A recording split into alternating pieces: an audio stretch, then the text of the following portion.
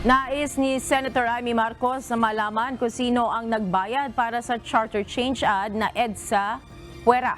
Ito ay matapos kumpirmahin umano ni People's Initiative for Reform, Modernization and Action o PIRMA lead convener Noel Oñate na 55 milyong piso ang ginastos sa patalastas na ito.